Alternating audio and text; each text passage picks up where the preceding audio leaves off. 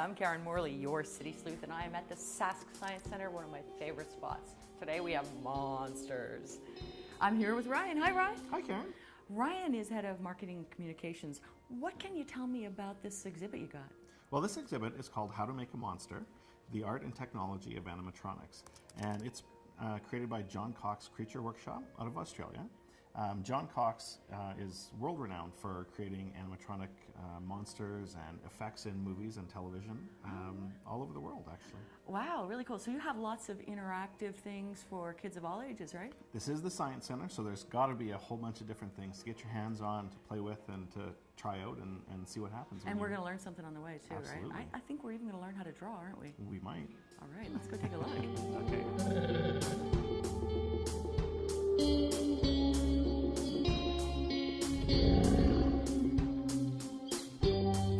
So, Ryan, what do we have here? Well, have you ever seen the movie Peter Pan? Of course. Well, this is the giant crocodile that chases Hook throughout the entire movie. It's enormous, and the tail moves, too. That's so cool. Absolutely. This is just one of the examples of the hands-on exhibits that we have with How to Make a Monster. And the internal mechanisms. To actually get him moving are very complicated, actually. Everything's covered up by this latex skin, but underneath there's a very complicated robotic system. And you have an happen. exhibit that shows us how that works, don't you? I do.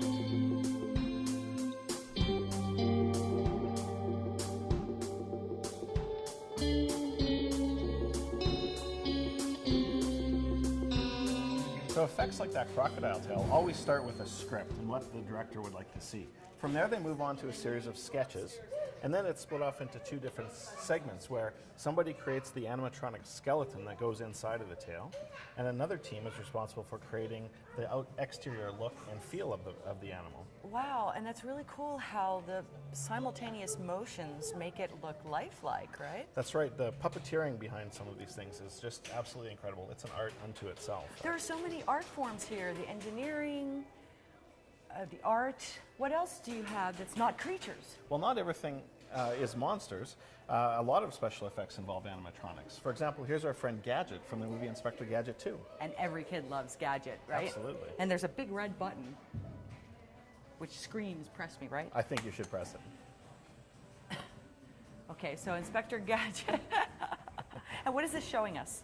So in the movie, Inspector Gadget came out of a car and hit the stop sign and then slid down the pole. This was the effect that they had created for it. But on film, there actually would have been several puppeteers as well controlling his legs and Wow. arms to give it So that amazing realistic feel. teams of stuff.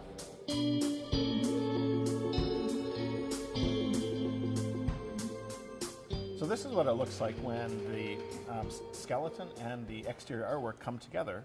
And this is actually a piece that was used on film in a movie called Megalania.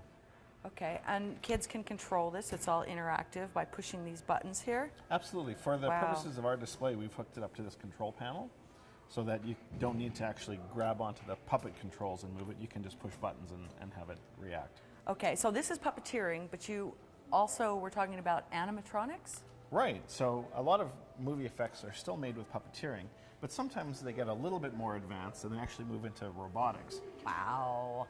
This is a robotic skeleton from this dinosaur here. And this guy is pneumatically controlled, so everything operates under air pressure. But all of his movements were actually programmed into a computer according to the director's wishes.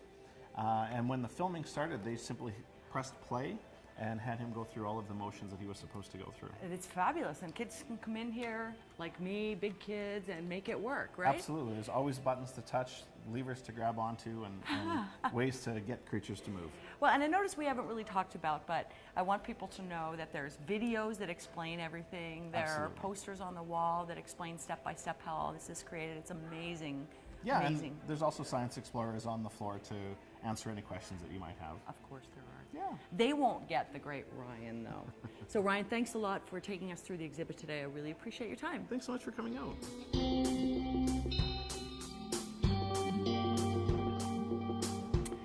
So come on down to the Sask Science Centre, learn about all the monsters the professionals make, learn to draw your own, or even build yours out of clay.